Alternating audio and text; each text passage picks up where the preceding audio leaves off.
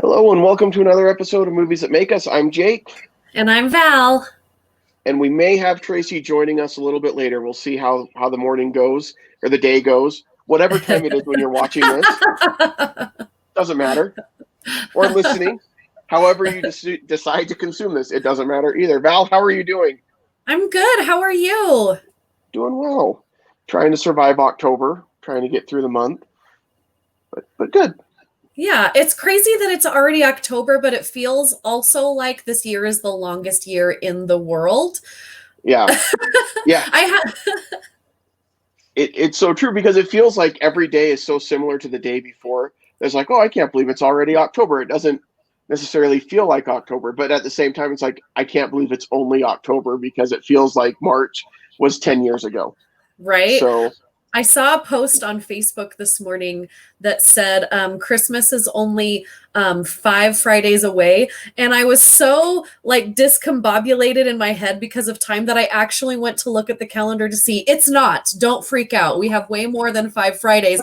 I got so mad at my friend. I'm like, you made me look at my calendar. But I feel like that's the year is that we wake up every morning and we're like, how long did I sleep? Like, where are we at? What's going on? yeah, one of the people I work with in my day job, whenever we have a meeting and it comes up what day of the week it is, he's always 2 or 3 days off. He's like, yeah, it's like on one day, he's like, well, thank goodness it's Friday. I'm like, oh man, you are in for a long couple of days because it's only Wednesday, my friend. And, just things like that. So it's a weird time, but it is It is. October. It is Halloween time. And so, of course, we're not talking about a Halloween movie. Not yet, I but I feel Not like yet. this is like so good because it's also fall, it's autumn, and I feel like we usually have in the autumn or fall time we have movies that come out that are kind of mysteries, Hmm. and I feel like at this time of year we so needed this movie, um, and we're talking about Enola Holmes, and I when I saw the trailer of this movie on Netflix because now they kind of like you turn Netflix on and it forces you to watch something right away. Hmm. It was like Hmm. for a week it was showing me this and I'm like, I don't know if I'm into this. Like it just seems like there's this girl and she's doing something and like is it a Hallmark movie? Sorry for those of you that love Hallmark movies. It's just they're not my jam. But one night I was like, I really need to watch something. And I did read that Henry Cavill was in this Superman, plays Sherlock Holmes. And I'm sorry to say that it did take him for me to watch this because this is my first real ride with Millie Bobby Brown. Hmm. I've never really consumed a whole lot of media with her in it. I know that everybody loves her. I think she's like a super cute girl, but that's all I could say about her because I didn't really watch any of the other shows that she was in. And I would have Hmm. to say, Jake, that like 5 minutes into the show, I was so glad that I made the choice to watch this show. Yeah, I'm kind of there with you. I wasn't sure what to expect when I saw the previews for this show because it does look it's hard to pinpoint just from the trailer what the intended audience is supposed to be. Is this kind of a kids show? But at the same time, they've got big name talent like Henry Cavill and Helena Bonham Carter in it. Yes. Um, and so is it not a kids show? And so it was hard to kind of tell from the trailers, but I was like, I'll give it a shot because really, what else do I have going on right now? And it's not like I've got other choices. So, but no, my wife and I sat down and watched this, and I was very, very pleasantly surprised. Now, I've seen all of Stranger Things, and I think Millie Bobby Brown is really good in Stranger Things. But I think this is the first opportunity that she's had in that lead role in a very different way to carry the film with her acting. And I was really impressed with her. Well, and I'm so stupid that I didn't even recognize that it was her. I didn't read. I was just like, okay, there's a girl now that's taking over Sherlock Holmes. Is it like an Anne of Green Gables, which I love, kind of story? Hmm. We're switching things around. Like, that's kind of the MO lately is like taking a role that you love and kind of switching it around. But I didn't know it was her. And so I was watching it and I'm like, why does this girl look so familiar? So I get on and I look it up and I'm like, oh my gosh, it's Millie Bobby Brown. Because I've seen exactly 1.5 episodes of Stranger Things. That's it. But I've seen her like on all the award shows. Of course, I read articles about her all the time for my other show because have to talk about entertainment. But I'm watching it and I'm like, like she is so striking, but at the same time, like I want to believe everything she's telling me. Like the way that she breaks the third wall in Mm-hmm. this show is perfect, because sometimes I don't like that. Sometimes I think it's forced. But what this show is about, and it's on Netflix, and it's a little bit longer than a regular movie, but not long enough to be like a series where you would have certain episodes. But it's like what, 2.5 hours, something like that. Yeah, it's something like that. Yeah, it's a good length. Um, yeah, but I felt like I didn't feel like it was that long, and I definitely wanted more when it was done. But what it's about, so this Enola Holmes is about a girl who's trying to figure out really who she is. Her mom, who's played by Helena Bonham Carter, who I love, love, love, love, is kind of this weird, eccentric woman that we try and figure out her just like her daughter does the whole movie. Like as she's trying to figure out where her mom is and who she is and where they both fit, we're also learning more about her mother. And then we find out during the show that Sherlock Holmes is her brother. So she's kind of this dynasty of eccentric weirdos. I feel like Mm-hmm. they're eccentric weirdos. They're super intelligent. But during this time, like women weren't supposed to be intelligent. They weren't supposed to be upfront, and they really had to follow a man to get anything done. And it does touch on those things during the show, but not so much that I feel like it throws it in your face that you're like choking from the feminism. All right. Do you get what I'm like trying to say? Mm-hmm. Like Mm-hmm. it's feminist in a way that you relate to it and that you want to know more, but not that I don't think it's an over feminist movie. And I don't know if I'm going to get in trouble for saying that, but I think it's just enough that we appreciate it and that we acknowledge it and that we agree with it, but not so much that it takes away from the fabric of the film, because there's more in the film to know about than this feminist part of the film. Like there's so much more. Because it's like a mystery. And who doesn't Mm-hmm. love a Sherlock Holmes mystery, right? Yeah, I agree. And what I like about the character of Enola is she doesn't fit in anybody's idea of what she should be, right? Her mom wants her to be a certain way where you don't need a man, which is totally I agree with. Like you don't need a partner to define who you are, right? And so I can totally agree with that.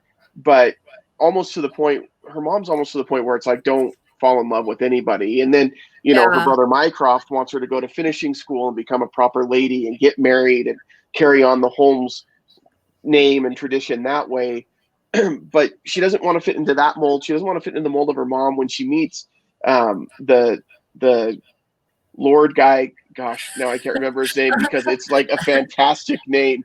I've got to pull it up here on Yeah. on I'm over that. Tewksbury. Yes, Tewksbury. Tewksbury. Tewksbury is such a good name, but all of these characters are so very like thought out. But I love Tewksbury, and I love is it Lewis Partridge who plays him? Mm-hmm, mm-hmm. I've seen him, I think, in something else. I know. I looked at him, I'm like, I know who this kid is. But I thought this was such a great role for him. And I love oh yeah, he was in Paddington Mm-hmm. too, which was Mm-hmm. also cute, but not as cute as I wanted it to be. It was like, anyway, we won't get into that movie. But you mentioned the other Holmes in this movie, and that's Minecraft Holmes, which is Sam Clifton, who is from Pirates of the Caribbean. And I love him in Pirates of the Caribbean. And I Mm-hmm. hadn't seen him in anything else. And then when he shows up in this show and he's a total like jerk, I was like, this is fantastic. I love it when actors will play exact opposites of what you expect of them. And he is Yes. such a jerk, but great. He's so great and pompous. Yes. Well, yeah. I mean, at one point where he's saying, I'm not the villain, and it's like, no, you I really are. mean, But it's all right. Well, and that's the thing that's so great about this film and Millie Bobby Brown just in general in it, and the way that they told the story. It could have been very easy for these other stars and these other experienced actors to come in and really steal the show, but they really left it about Enola, which is great. So this is based on a series of books, from what I understand. There's a series of books written about this character and her adventures and everything else, not written by Sir Arthur Conan Doyle, who wrote the original Sherlock Holmes, but obviously this is built on after that. But I like that they left it to be hers. You know, we see Sherlock in it, but this is not a movie about Sherlock Holmes. This is really about Enola and her first adventure and kind of who she wants to be. And we see that character development throughout the film, and I really like that they did it that way. And there, yeah, I really like how it really totally is hers. But if you do love, you know, the Sherlock mystery in your mind, like you just like the idea of Sherlock, you get it. I totally think you get enough of that because you do get to see how, you know, she's trying to crack a case, which is very much, you know, in the stories of Sherlock, how they go down the different ways that they found that Sherlock finds something. She has her own mind that does it. And there's a point in the movie where he actually sees how she does it and he respects her for it, you know, and it's very much like he gives her the nod, like, nope, she's not me, she's her, and she's amazing. And I really love how they did that. I also feel like because of where we are at with COVID right now and how we're at home sitting watching all of these things, and I feel like lately it's just been a lot of bummer things to watch, right? It's very dark, or like a lot of things that you have to think about. When I turned this on, I don't know if, I mean, obviously they didn't, I don't know if they knew, when was this shot that like COVID was like even a thing. I think this was way before COVID, right? Yeah. But the coloring of this film is so happy and so warm. And there are moments where her and the young guy, what's his name again? His awesome name that I keep forgetting. Tewksbury are going through, you know, the countryside, and you get like this beautiful cinematography, picturesque, you know, landscapes. And I feel like I'm outside, but no, I've been in my basement for 3 days. And I'm like, this is but it's nice to feel like you were outside, you know, and like the sun is on my face and these golden meadows and bridges and countryside. And, you know, it was so beautiful. Yeah, I agree. It was really, really visually stunning in the way it was shot and the way it was done. More than you expected it to be. Because really, honestly, like I said, watching the trailers, like it looked fine, but I don't want this to come across wrong, but I've watched a lot of the stuff that my now teenage and preteen kids are into, and a lot of it is not the same caliber that this movie is, right? And that's fine. It's the audience that it's going for. It's the budget that they're using, and I get all of that. But I really kind of expected, was this going to be on that same level, and it really wasn't. Right down from the music, the scenery, the shots, the acting, all of it was just like I get the feeling, and I'll have to look and confirm this, but I get the feeling that the intention was to release this in the theaters instead of having it go straight to streaming on Netflix. I don't know, because I know that Netflix purchased it. And so, yeah, we'll have to look that up while we're chatting here.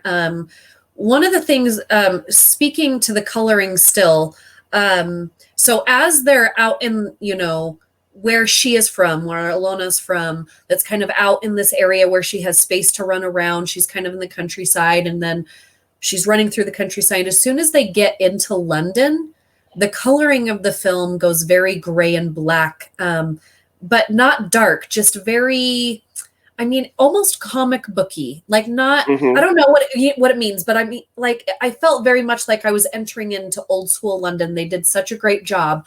And then when she's trying to figure out where her mom is, and they have bits and pieces of bright colors for her to find things, those were probably some of my favorite scenes. And then when she has to fight, and she brings out this fight scene in the area where she's looking for her mom. Some of those camera angles are some of my favorites. When her head gets pushed into the barrel of water and the camera is at the bottom of the barrel, and I was just like, this is amazing. And all of her fight scenes, whether she had a stunt double or not, you can see her face for almost all of that. So that's also something I wanted to look into, but I didn't. But she was very athletic, and it was so fun and believable. But it did kind of bring me back to the Robert Downey Jr. Sherlock Holmes movie, where the coloring was very similar, the costuming was very similar, and that gave me a sense of like, I know this place, I like this place, and I don't know if they did that on purpose because a lot of movies want you to feel comfortable, but it brought me to places, like you said, I didn't think it would. Like, as I'm watching the film, I'm like, okay, well, so far I like this is good, the story seems good, and then it just kept on giving you more and more and more, and I'm just I was just, as soon as it was over, I was like, okay, well, where's the rest of it? Like, are we going to get more? Is there another episode to watch? So I like the comparison that you made to the Sherlock Holmes movies with Robert Downey Jr. because this did feel visually a lot more like that, but at the same, like, this was almost a good mix between the Robert Downey Jr. Sherlock Holmes movie, how it looked and everything, but Henry Cavill reminded me more of the Sherlock in the Sherlock series, kind of more than the Robert Downey Jr. Sherlock Holmes. But like I said, this isn't a Sherlock movie, so he's got a small role in it. But still, I felt like this was a good, because it doesn't take you into the modern world like Sherlock does, but it keeps you in that time period. But I think just visually, it was very reminiscent of the Sherlock Holmes with Robert Downey Jr.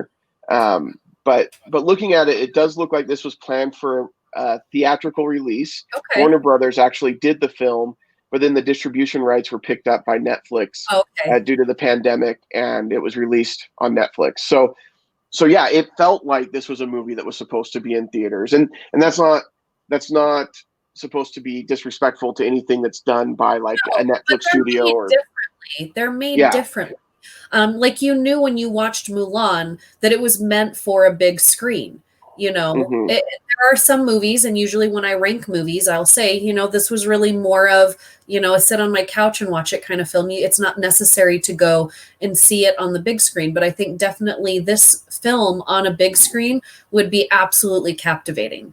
It was so beautiful, and the scenery and the cinematography was so thoughtful to let you figure out that, in the beginning, it made her feel like she wasn't this small person in a big world because she was in the world that she understood. So if you looked at the camera angles, she was very much in size with the area around her. And then as she got further and further from home, the shots got wider and wider so that you could tell that she was really this young girl in this big place. But she didn't let it bother her at all. Like, she was on a mission.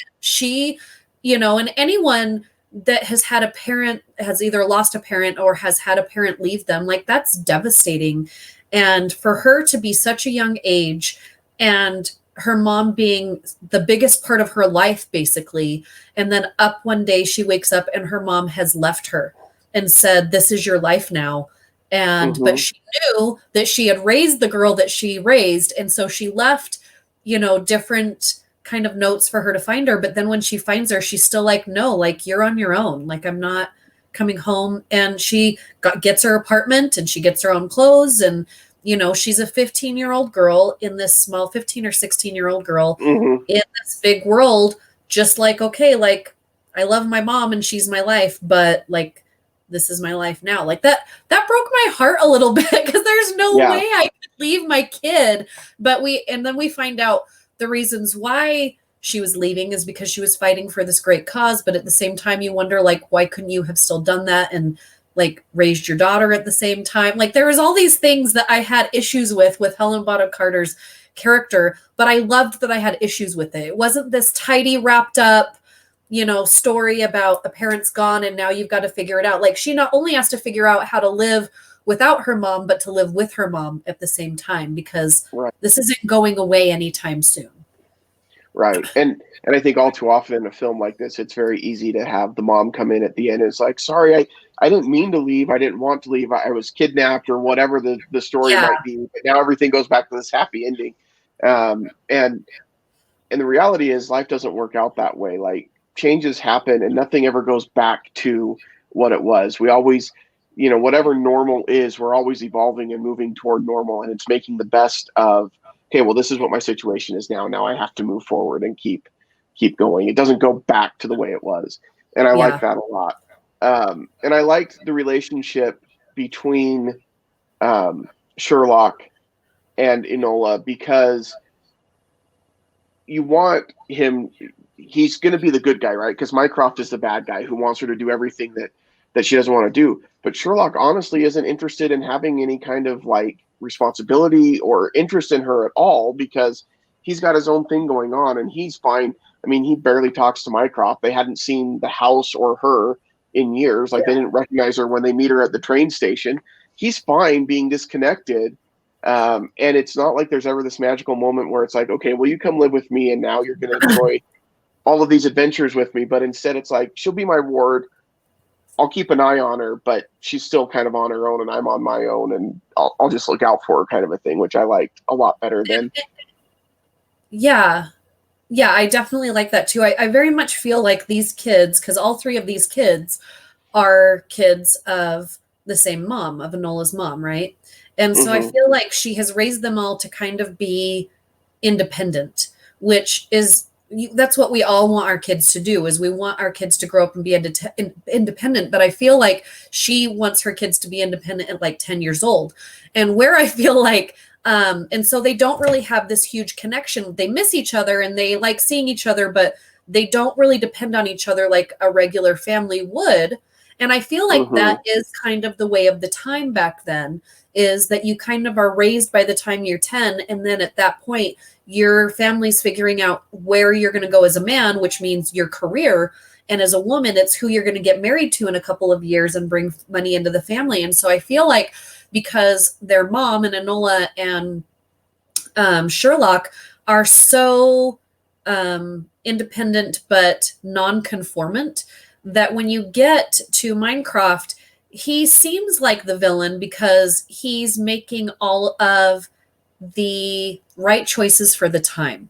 He Mm-hmm. wants her to be conformed because he has grown up in this life that's non-conformant, and he's Mm-hmm. like, you just can't live that way. So I think in his own way, he feels like if he gets Enola in this school and she follows instructions and she gets married, then she'll actually have a life outside of what their mom has taught them.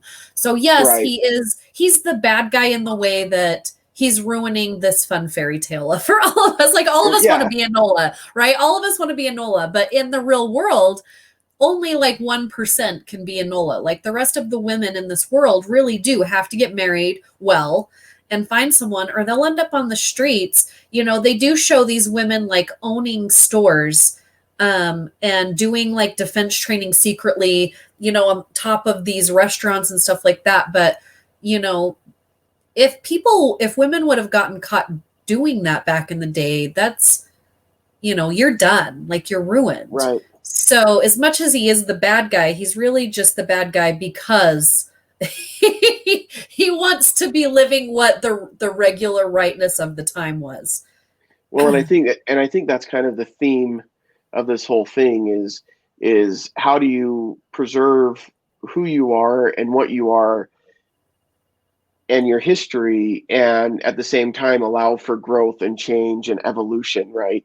Because Right. I mean, that's the whole basis of the guy with the brown bowler hat who's going after Tewksbury, because his grandma, spoilers, I mean, really, go watch this movie if you haven't, Yeah. but there, because we get into spoilers, but he's going after Tewksbury because grandma says she knows he's going to vote a certain way to allow Right. women to vote, and she doesn't want that to happen, and so she wants him dead. And that's the whole story is, how do you combine those two things, respecting who you are and where you came from, but at the same time recognizing the need to change and to grow and evolve. And I think that's, you know we live in a world where that's a major issue right now, where we're looking at, and it's not, that's funny, it's a weird thing to say, because I don't think we're ever not in a world where that's an issue, right? Where we're always Right. looking at who we are and where we've come from and trying to preserve that, but at the same Change time, is inevitable. yeah, it totally is. And so I think that's kind of a running theme throughout. And while they're dealing with that with the voting and that's all in the background, she's dealing with it, trying to make her own way and fighting against her own brothers that are that are wanting those two different things. So Yeah. Well, and that's like we're so with this film they did such a good job because the underlining story is her mom left so that she can fight for the women's right to vote, for the women's right to have equal rights. And then Tewksbury, who runs into her life on the other side, is running away because he doesn't want to be a part of this world where he's forced to, do things that he doesn't want to do. And now he might be killed for his vote to give women the right to vote. So this is this underlining political story that is there, and they show it to us and reveal it to us. But again, they don't shove it down our throats because there's all these other shiny things for us to pay attention to, but it's there for us to pay attention to. It is important. But what I think it is the way I took it, is that, like you said, right now in this day and age, there's always stuff that is making us change. But we have a very political world going on right now. Obviously, we have an election coming up. But at the same time, we all also have our own worries, our own lives, our own problems that we're trying to figure out while there's this underlying political stuff going on. And we're trying to, have these things work out in our lives. And yes, they are important. And yes, we need to pay attention to them. But at the same time, we're all just trying to survive. Like that's kind of what I got, like this underlining story of hers is that there's constantly going to be these problems. And there's going to be the bigger problem that the world is giving us. And then there's these other problems that are just in our lives, but we're all intertwined because as she gets into London, she sees how intertwined these other people are with her mother and her life and all the things that are going on, is that this big world just got a lot smaller for her. I do love when she goes into the shop to get a dress, and she's been dressed like a boy the entire time. So she goes into the shop to get this, dress, this perfect, I'm going to blend in to the city kind of dress. And this woman's like, but you're a man, you can't wear this dress. And it was so funny as she's like trying it on, and then she comes out and she looks amazing. But there's just like all these little pockets of comedy throughout the show that is so much fun for me. Yeah, I agree. I love those moments because obviously the mom or the lady in the shop is like, well, you're a boy, you can't dress like that. That's not There's nothing in here for you. Yeah. Like you got to go someplace else. And I think that the watching her do the combat training with the lady upstairs, and she tries the corkscrew move, and she's like, oh, you still don't have that down. And just moments like that where it was just really, really quirky and fun. That moment was fun because then at the end when she's fighting the guy with the brown bowler hat, and I leaned to my wife, I'm like, she's going to do that corkscrew. Yes. This is a sequel to that scene where she wasn't able to do it before, and then she did, and of course, ended up killing the guy and everything. But like it was fun. It was just a fun ride. I was really just impressed with it from start to finish. Yeah, it was a very well-needed surprise, I think, with everything that's on right now. I mean, there's a lot of really great movies on Netflix right now, but a lot of them are downers, and I've watched almost all of them. So it was really good to kind of watch this and still have it be smart and still have it be timely, but also just have it be so much fun. And even though, yes, like people died and there's, this underlining, political agenda, I still felt really good when I was done watching it. I still feel good when I think about it. Like, I feel like it was just this bright ray of sunshine on Netflix that I'm glad I fell into. And I do hope that they will bring some of these movies back to theaters when that time is, whether that's 2 years from now or whatever. There are so many movies that came out to theaters came out to streaming in the last 6 months that I would love to see on the big screen. And I hope they do like a 2-week, special whatever of Enola, because I would definitely go pay to see this on a big screen, and eat popcorn and get the whole experience with her in the theater once it's time to do that. Yeah.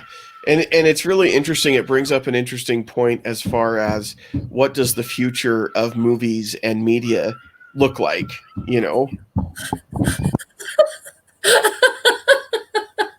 What? Is there a horror film going on at your house right now? I don't know what's happening. You have 6 kids. It's to be expected. Yeah. But it'll be interesting to see what that looks like. And of course, there was a big announcement recently that Soul, the new Pixar movie, is going to go straight to streaming. I did kind of think that this was going to happen. I didn't predict they were going to do it with Mulan, but I did kind of think, okay, this is an animated film. As much as I would like to see it in the theater, a lot of people will be okay if they see it streaming first. And so when they announced it, I wasn't too surprised, but I was very happy that we're going to see it and they're not going to put it off any longer, because this idea for this film is so cool for this Pixar film. So I'm happy that Christmas Day we're all going to get to see it. It'll be a little present, and if you have Disney Plus, you don't have to pay extra for it. It's not Right. It's not that, but yeah. What do you think about it? Yeah, I don't know. It's really interesting. So I know you've listened to the same book, The Ride of a Lifetime by Robert Iger, where he talks about his time as Disney CEO. And I was thinking about it as I was listening to it, because he talks about the meeting that he had with Steve Jobs, where he shows him the video iPod, and he's like, yeah, we'll put our shows on there. Like, we don't have a problem with it. And that whole idea of we've got to innovate, and we know that. And when they launched Disney Plus, it was with that idea that straight to consumer is kind of the future of what this is going to be. And I'm thinking, man, and he had no idea that even just the next year, how important that was going to be. Yeah. And I look at it and I think that a lot of that is changing and evolving. I think when you look at the series that Netflix came out with, a lot of the shows that they've done have been of such high caliber and high quality that it's hard to look at a Netflix thing and think, well, it's not going to be good because it's a straight to streaming kind of a thing. Or in Disney Plus has carried that on with The Mandalorian and a lot of the shows that they've done, which aren't, Mandalorian's really the only one that's scripted, I think, that's been of high caliber. Or I don't know. I can't think of another. Well, and they've had a couple of movies that have gone straight there that have been pretty good too. But it just makes me think this is going to be a lot of what we see in the future. But I don't want movies to go away. I don't want us to stop going to theaters and having that experience, because I like that experience, but I don't know. I definitely don't want it to go the way of the dinosaurs, for sure. Like, going to see a movie in a theater, and I have to say, even when it's a bad movie, knowing that I have to sit there and I have to sit through, that's still an experience. You know what I mean? Like, because then that's another story to talk about afterwards. It's that experience. Because when you're at home, if you're watching something and you don't like it, you don't finish it.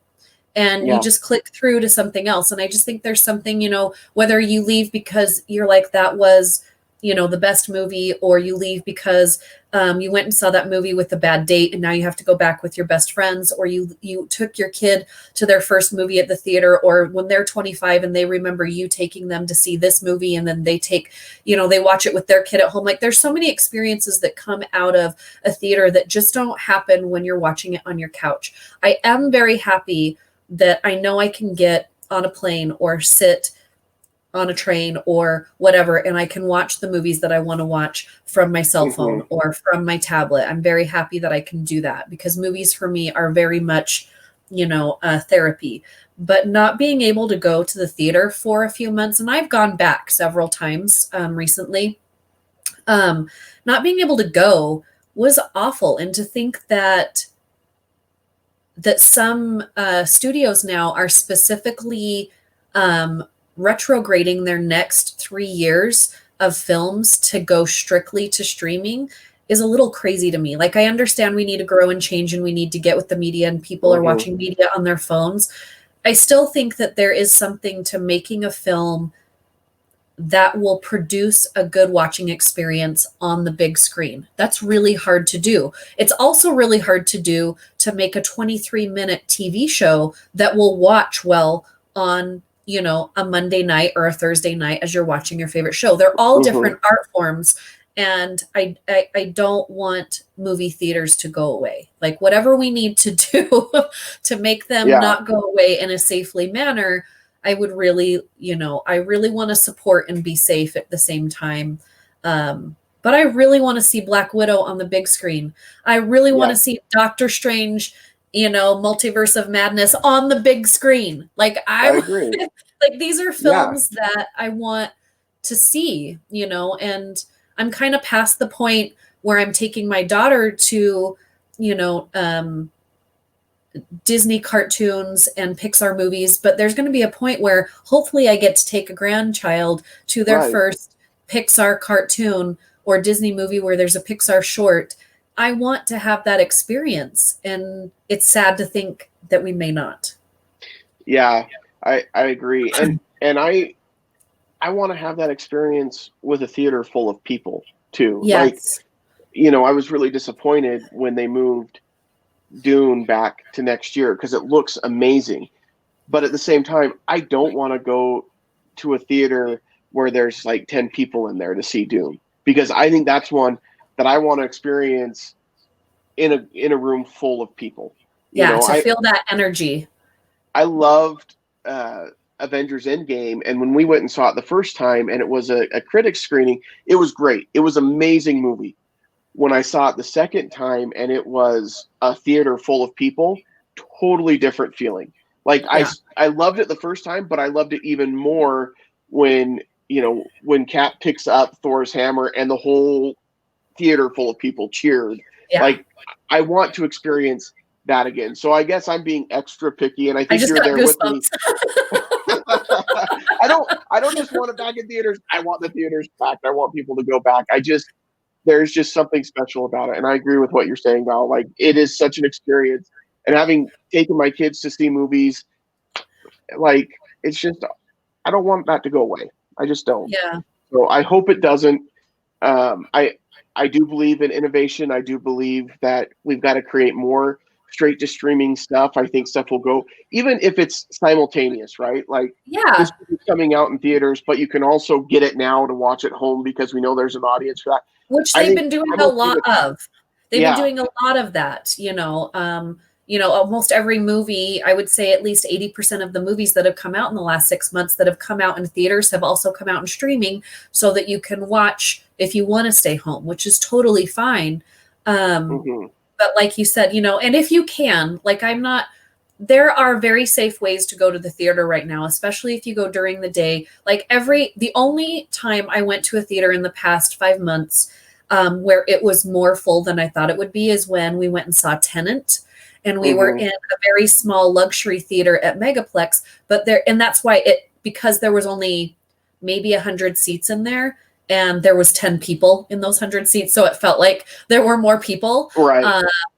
But usually we're in like a 250 seat theater and there's 10 people. But most of the time when we've gone to the theater to see a movie, it's been us. There have been 2 whole people in the theater. We went to see a movie a week or 2 ago.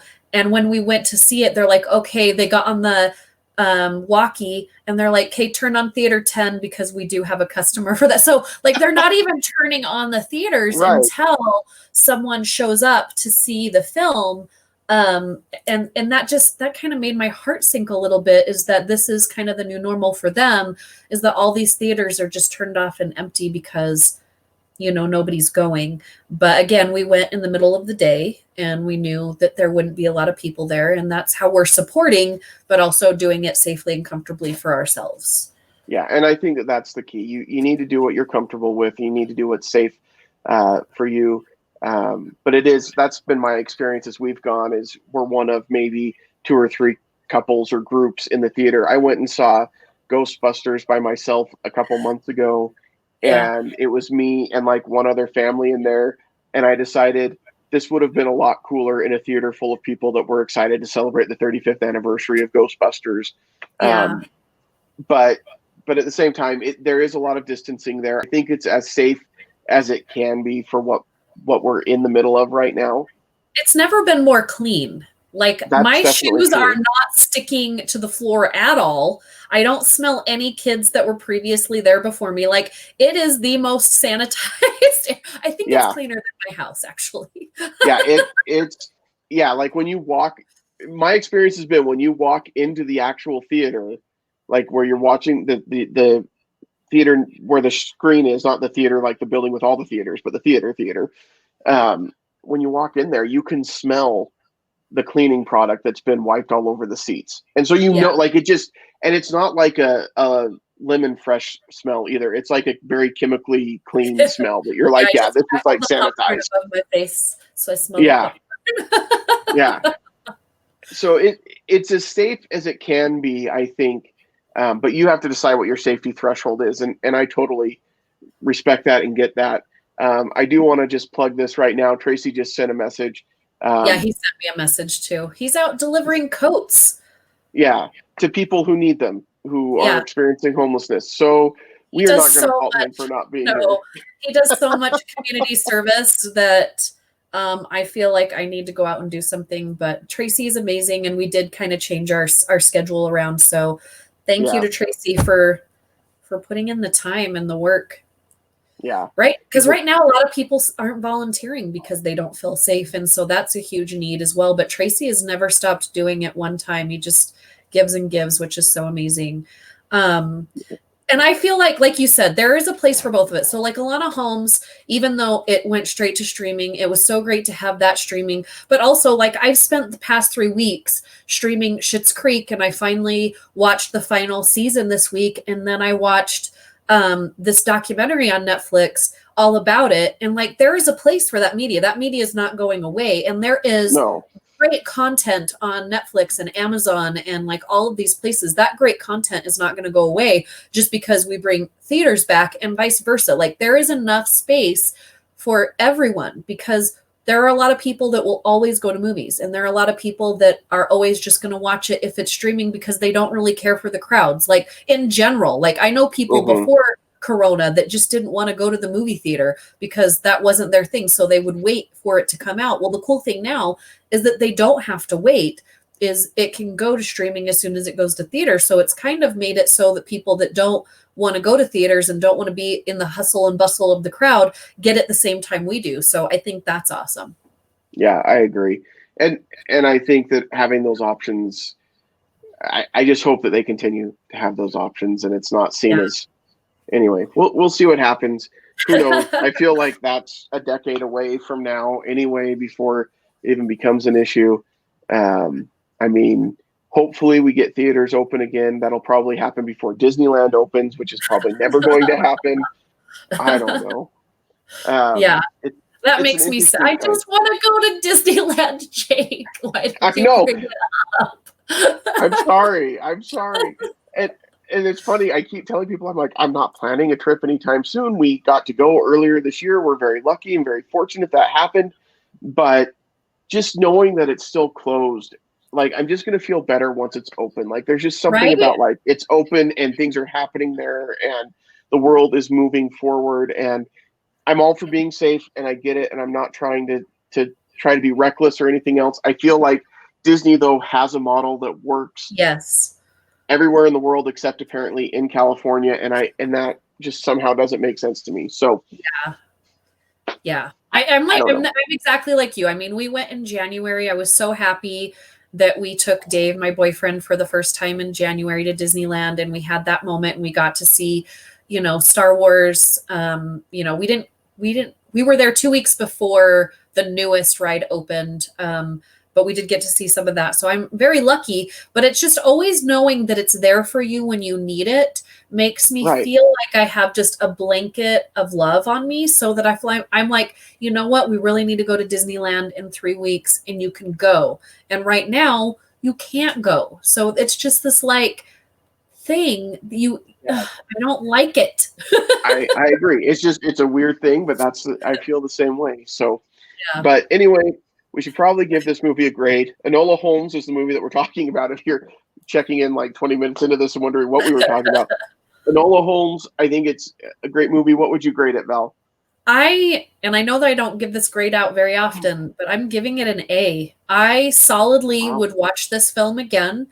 I would go and pay in the theater when it comes out in the theater to watch it. I just thought it had everything I wanted. Like, visually, it was captivating, and it made me visually just eye candy galore, but the story was so smart and the characters were so smart and the casting was so smart. Like, it was just such a smart film, and I would tell anybody to watch it. And honestly, I think if you have had kids 12, 13 and up, they would totally enjoy this film and you could watch it with them.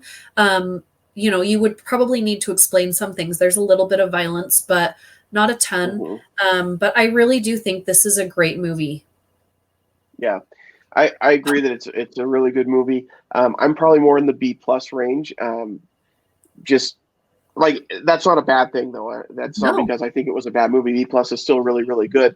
I think Millie Bobby Brown has a bright future in front of her as far as acting goes. She's so much more than Eleven in Stranger Things, and I think this was a great opportunity for her to show in a very different role that she is and has a lot of talent. And so I'm excited to see where her career goes. Obviously, Henry Cavill is one of my favorite actors, and I love seeing him on film anytime that he's there. And Helena Bonham Carter is always really great as well. So I think overall, this is just a really solid film. You mentioned teenagers. Right after we got done watching it, I sent a text to my daughter, who was just upstairs, because that's how we communicate sometimes, and said, "You need to check this out on Netflix," because I thought she would really appreciate that. I think it's just a lot of fun. Definitely check it out. It wasn't supposed to go straight to Netflix. It did.